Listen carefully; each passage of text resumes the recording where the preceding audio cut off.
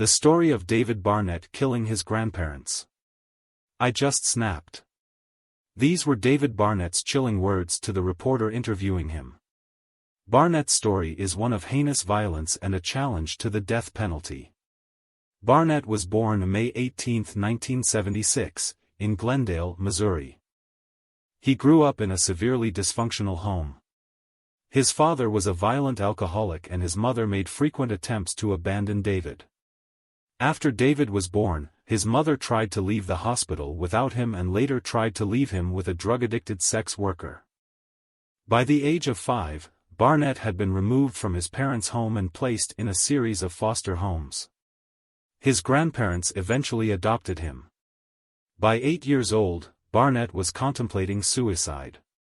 He survived an overdose on prescription drugs in his late teens. Barnett's fateful day was Sunday, February 4, 1996, 8 a.m. His grandparents were attending a service at the Kirkwood Baptist Church. Barnett, 20 at the time, was spending more and more time living with his friends, as he was not getting along with his grandparents. His grandparents were frustrated with him due to his delinquent behavior. That terrible morning, Barnett walked back from his friend's house to his grandparents' home. When he arrived, he entered the house through the bedroom window. He lay down on the living room couch and fell asleep watching television. His grandparents returned from church around 1 p.m. They were upset to find he had entered the home.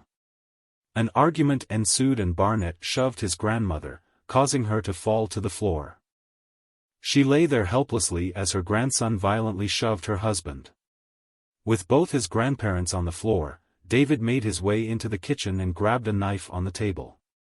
He returned to the living room and stood over his dazed and confused grandparents.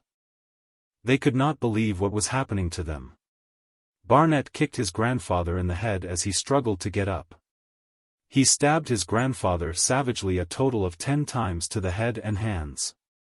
His grandfather's blood drained out of his dying body and covered the living room rug. When he was sure his grandfather was dead, Barnett returned to the kitchen to get another knife. Returning to the living room, he headed for his grandmother. With rage still coursing through his veins, he stabbed her in the neck. The anger that he felt for his grandmother remained, despite the fact she lay dying. He returned to the kitchen yet again and returned with 2 new knives. He continued to stab her in the neck and face. By the time he was done, Barnett's grandmother had 12 stab wounds to her neck. With his grandparents dead on the living room floor, Barnett hid the knives, placing one between the mattresses of his grandparents' bed. He washed the blood off his hands in the bathroom and headed for the garage.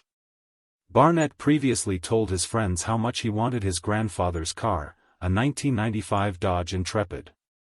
He knew where his grandfather kept the keys, which he grabbed.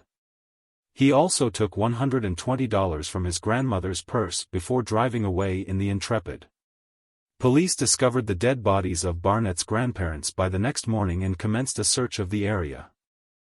They found the stolen Intrepid in a nearby residential neighborhood. As they were inspecting the car, Barnett approached them and confessed to the murders. The jury in Barnett's trial found him guilty and he was convicted of 2 counts of first-degree murder.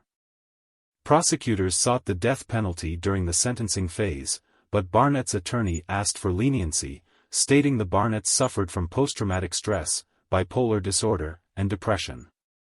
He also pointed to Barnett's childhood, which he described as unstable. The jury deliberated for 2 days and decided on the death penalty. Barnett appealed the death penalty decision, stating his attorney had failed to present information about the abuse and neglect he had experienced during his childhood. His appeal was denied. However, Judge E. Richard Weber ruled in Barnett's favor, stating that during the trial there was no mention of Barnett's violent and alcoholic father, that Barnett had been sexually abused, nor any mention that his mother had made numerous attempts to abandon him. In Weber's words, at least one juror would have determined the balance of aggravating and mitigating circumstances did not warrant death in Mr. Barnett's case. Weber made the determination the Attorney General could appeal the case if they wanted to pursue the death penalty. Or Barnett would be sentenced to life in prison without parole. The latter eventually became Barnett's sentence. Every child is like a sponge, they absorb the emotions given off by those around them. Children retain the energy from these emotions, and it becomes part of them. Barnett's story is an example of how family violence and neglect can destroy lives. Thanks for watching. Please subscribe on my YouTube channel and follow me on Facebook on Monpy Stories for more.